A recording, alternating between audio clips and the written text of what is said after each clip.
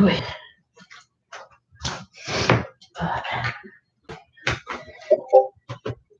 Okay. Well, let's see if I keep hearing those notifications.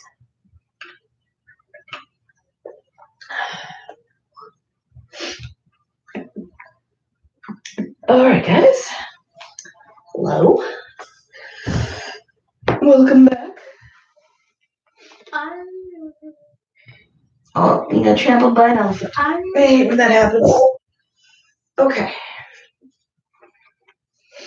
So tonight we're going to read more through our Christmas stories. And we'll read God Gave Us You, which I think we've read pretty recently, but I don't care. I still like it. Once we get out of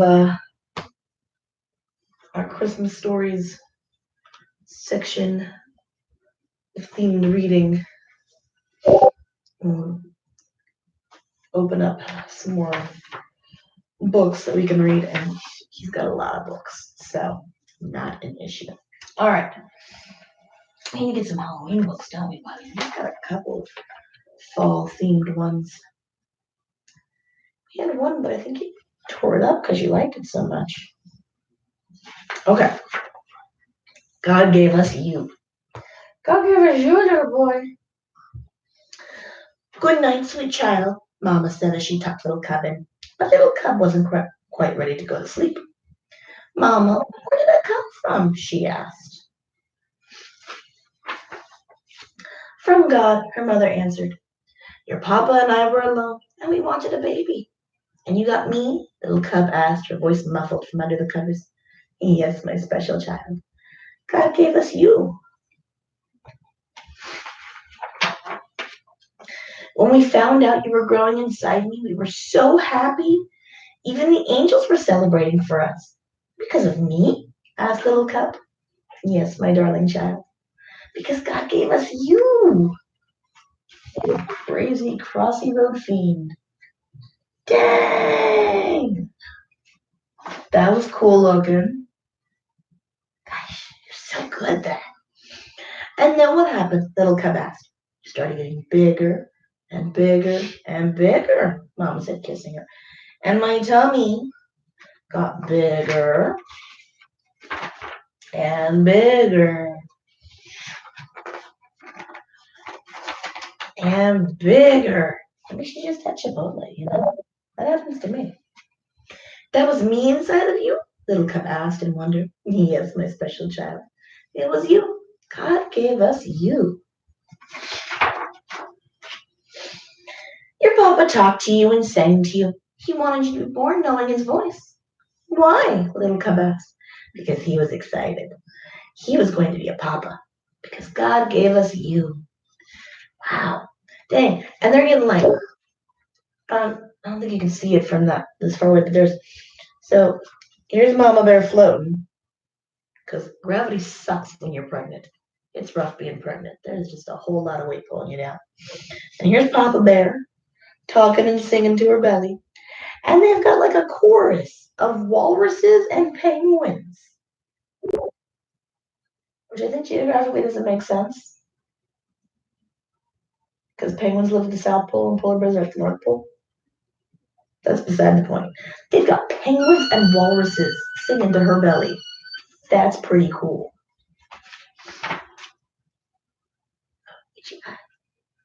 We went to the doctor and heard your heartbeat, she said. I cried happy tears then. Why, Little Cub asked. Why was Little Cub's favorite question? Because God had given us you, Mama said. Every night I prayed for you, my special child. I prayed that your bones would be straight and your heart would be strong. But most of all, I prayed that someday you would love God. I love God, Little Cub said proudly. I knows it, Mama. I do too. Dang, what is going on in Discord tonight? Blow it up. And then I came, Little Cub asked. Not yet, Mama answered. You had to wait and wait and wait, she said. It seemed like forever. We got your nursery ready. I made up your crib. I even turned down the sheets so I could slip you right under the covers. But still, no baby.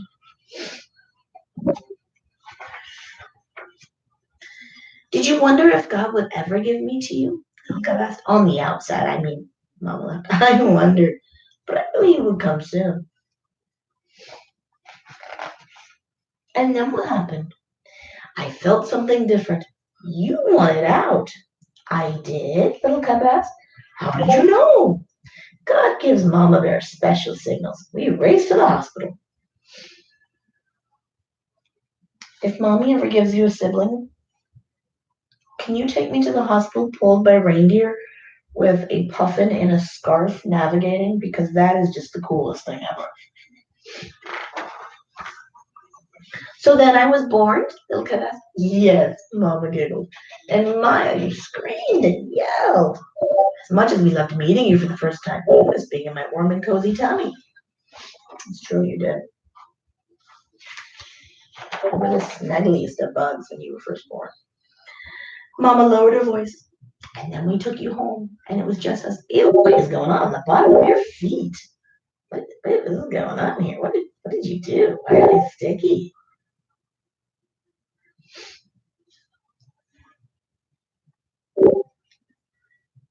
And then we took you home, and it was just us and your sticky foot. Our family. We just stared and stared, wondering at the miracle of incredible you. Because why? Because God had given us you, sticky foot. Is it just like that because it's been under you and like you're sweating? What's going on here? What is up with this foot? Ah, yeah, there's like a. Okay, yeah, that's exactly what happened. You've been having me do gross things to you today. You keep wanting me to bite your finger, and now you want me to play with your toes. Can we finish this book and then I'll crack a tail? Okay. Mama, I was wondering, did you ever want a different baby? One like Samuel the seal or Frederica the fox? Never, you crazy boy. Never, ever, ever. Your papa and I wouldn't trade you for the world. Why? Nika asked. Why? Because God gave us you. Little Cub closed her eyes, said her prayers, and heard Mama whisper, "Good night." She felt happy and safe because God had given her, little her, to Mama and Papa, and they wouldn't trade her for the world. Because God gave us you, Mama had said. Because God gave us you. You weirdo. All right, give me these toes. Let me see. This little piggy went to market. This little piggy stayed home. This little piggy had roast beef. And this little piggy had none. And this little piggy went yum. All right. Hey, Trouble. Eating more stuff you shouldn't in the kitchen? Yeah, that's good. All right, let's continue our stories. Ooh, with the Snow Queen. All right. By Hans Christian Andersen. Long ago, there was a very wicked sprite. For fun, he made a magic mirror, and anything that was good and beautiful had an evil, ugly reflection. The sprite ran about with the mirror, laughing at how horribly he could make people and places look. But suddenly, the mirror slipped out of his hands and smashed into a billion pieces, tinier than grains of sand. The wind blew them all over the world. A little boy called Kay was looking at a picture book with his friend from next door, Gerda, when suddenly he cried out, "Oh, I've got something in my eye." He blinked and winked, and the little girl checked his eye but couldn't see anything. "I think it is out now," Kay said. But it wasn't. He had got one of the pieces from the magic mirror stuck in his eye. Little did Kay know anything beautiful now appeared ugly to him. Very quickly, Kay became bitter and cruel. He no longer wanted to play with Gerda and teased her nastily when she became upset. One day, thick snow began to fall. Gerda looked out of her window and saw Kay with the other boys from their street, carrying their sleds. They were off to play in the marketplace. There the boys took turns tying their sleds onto the back of horse-drawn carts so they would be pulled along and get a good ride. No one except Kay seemed to notice a large horse-drawn sleigh glide into the square. The sleigh was a gleaming white, and the driver was a woman all wrapped up in a white fur cloak and cap. Kay did not know it, but she was the wicked Snow Queen. Come and warm up in my sleigh, she coaxed. Kay looked back at the other boys, but they were all busy playing. It was as if they couldn't see him or the fine sleigh and the beautiful lady. Turning away from them, Kay climbed in. The Snow Queen wrapped her fur cloak around him and kissed his forehead. And with that magic kiss, Kay quite forgot his home, his family, and his little friend, Gerda. Gerda. Where am I putting that tea? Where am I getting the tea from? There's no tea in that name. The Snow Queen cracked the whip, and they were off like the wind into the whirling snowflakes. The sleigh lifted, and Kay realized they were flying, not sliding. On they rushed through the icy air, all the way to the far north and the Snow Queen's palace. There Kay stayed with the Snow Queen, under her wicked spell, having forgotten everything he had once known. How worried everyone was when Kay didn't come back. Nobody had any idea what had happened to him. Days went by and turned into weeks, which turned into months. Finally, Kay's family sadly decided he must have fallen into the river and drowned. But his little friend, Gerda, didn't believe it. Early one morning, she thought, I'll go and ask the river myself. Off she went to the riverbank and cried out, Is it true that you've taken my friend? If you have, give him back. It seemed as though the blue waves were nodding and beckoning to her, so Gerda stepped into a boat, which lay among the rushes, untied the rope, and let it drift out into the current. Perhaps the river will carry me to Kay, she thought, and she tried not to be frightened. The boat swept out of the town and through the countryside until the sun was high in the sky. Then it bumped into a river bank right by a little cottage. An old woman came out and helped Gerda onto dry land. Gerda asked the old woman if she had seen or heard of Kay. I haven't, my dear, said the old woman. The old woman replied, But go and ask the flowers in my garden. You never know, they may know something. Gerda wandered about the cottage garden, asking the daisies, the tulips, and the roses if they had seen Kay. Oh my goodness, what's happening here? Oh boy. Sadly, they all shook their heads. When Gerda came to the far end of the garden, she found a little rusty gate. She shook the bolt loose, then pushed the gate open and stepped through. To her surprise, she discovered that the whole summer had passed. Outside the gate, the leaves on the trees were yellow and orange and red. It was now fall. As Gerda stood in astonishment, some nearby wood pigeons called out, Coo, coo. We have seen little Kay. He was sitting in the sleigh of the Snow Queen. They were no doubt on their way to her palace in Lapland.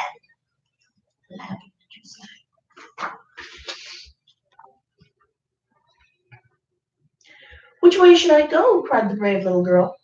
Ask the reindeer over there, cooed the wood pigeons. Gerda looked and saw a stately reindeer standing at the edge of the forest. Do you know where the Snow Queen's palace is in Lapland? She asked. Of course I do, said the animal. I was born and bred in Lapland. Jump on my back, and I will take you. So Gerda climbed on, held tight to his mighty antlers, and off they flew through the forest. Whoa! Easy there, mister. Through the forest and over snowy mountains until they arrived in Lapland. The reindeer took Gerda right up to the Snow Queen's glittering frost palace. She slipped off the reindeer's back, so chilled that she could barely speak to say thank you. Determined to be brave, Gerda crept into the palace. Excuse me. She found herself in an empty, endless, snowy hall. And there before her sat little Kay. He was all alone, for the Snow Queen had flown away on her sleigh to spread winter around the world. Gerda ran to Kay in joy, but to her horror he was frozen with cold. He didn't realize it at all, for he was under the Snow Queen's spell. He just sat there making patterns in the snow with an icicle. Kay, Gerda whispered, putting her arm around him gently. Don't you remember me? Still, Kay sat, numb and motionless with cold. Then Gerda began to cry. Her warm tears fell on Kay and melted away the Snow Queen's icy kiss. Kay slowly began to remember his little friend and his family, and he burst into tears too. Gerda, where have you been for so long? And where am I? Why is it so cold?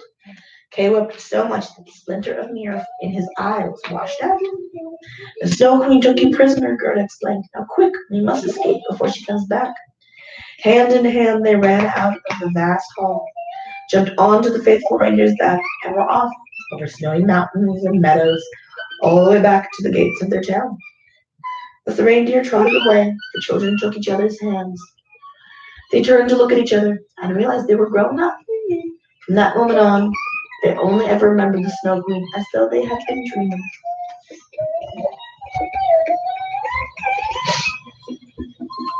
Why the Robin Has a Red Breast, an Inuit legend. In the land where it is winter all the time, there once lived a man and his son. They lived in a house made of snow, and their clothes were all made from fur. But even with their thick, warm furs, it was so very cold inside the snow house.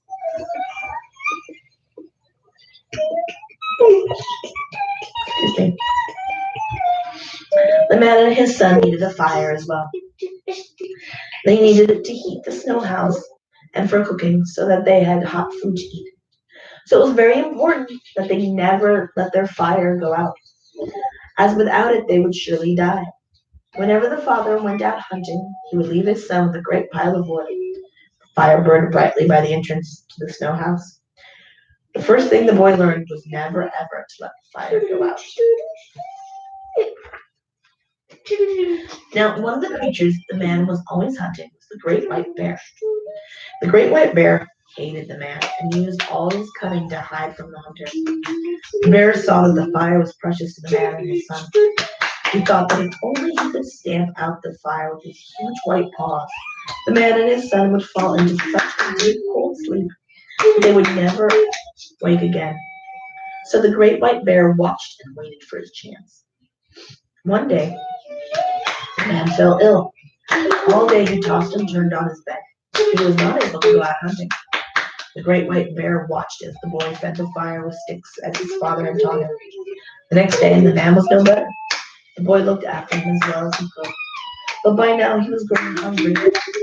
At night he could hear the great white bear prowling around the snow house, and he was afraid. On the third day, the man hardly moved at all. The boy had to fight to keep his tired eyes open. He put some more sticks onto the fire, but eventually he could keep his eyes open no longer. He fell into a deep, deep sleep. The great white bear pounced, stomped and stamped and put the fire out with his huge white paws. Then he patted away, leaving the boy and his father to their fate. It grew bitterly cold in the snow house.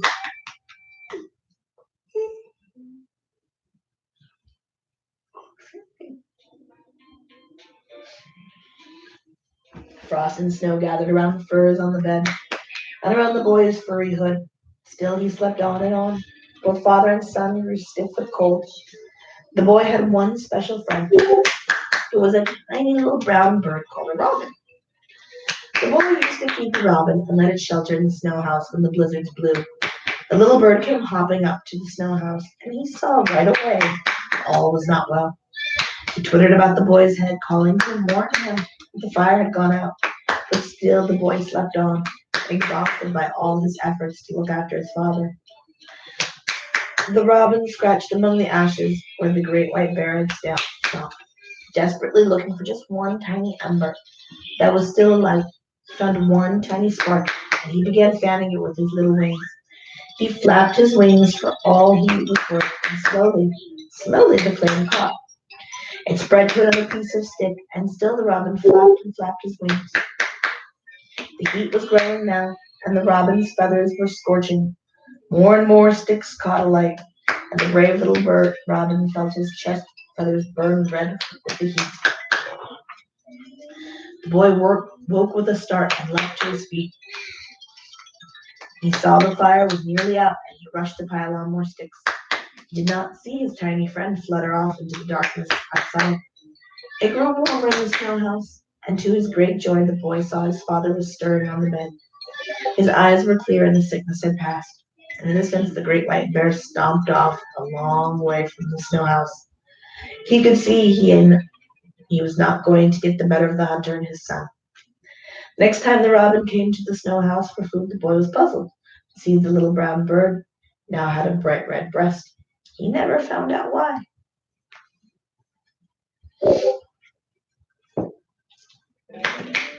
And that gives us pretty much exactly the 20 minutes. That's good. All right, mister.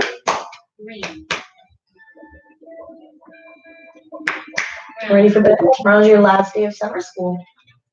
What do you think about that? Yeah. And then we get part 2 of summer vacation. All right. Ooh, I am so tired. I'm starting to zone out here. I need to go to sleep. All right, guys. We will see you tomorrow. And yeah. Hey, buddy.